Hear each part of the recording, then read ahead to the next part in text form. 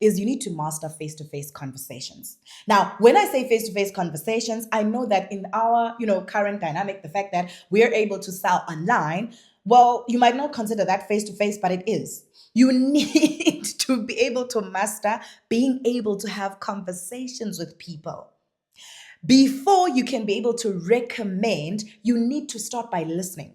You need to maintain eye contact. You need to be warm. You need to smile. You need to be confident, but not cocky. Don't be proud, but very, very confident, but calm and warm. These are the things that need to reflect in your conversations that you're having with people. Show them that you care. Show them that you are there to resolve a problem that they have with the product or the service that you're bringing into the marketplace.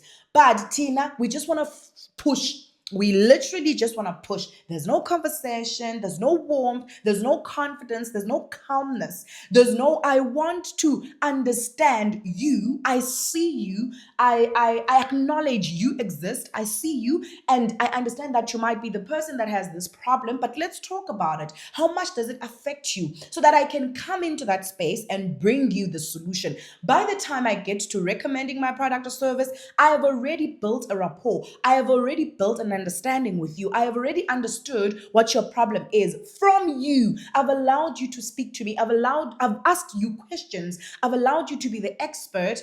Not me, I've allowed you to be the expert of your problem and I, the expert of your solution. So if I need you to express yourself so that then I can be able to recommend the products, most of the time we are just downright pushy. And being pushy repels customers. That's why we will not make sales. The next one is you need to start where you are. Okay.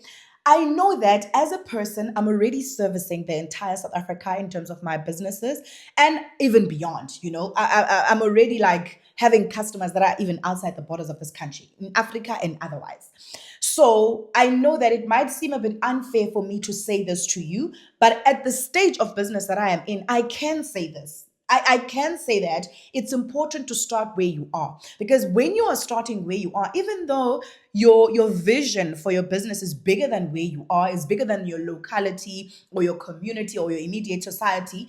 I know you've got that big vision where you want the franchises all over the world. I understand, but that is not where it begins. By the time it gets to you replicating the whole business model all over the place, you must have gotten the basic skills of sales from your local community.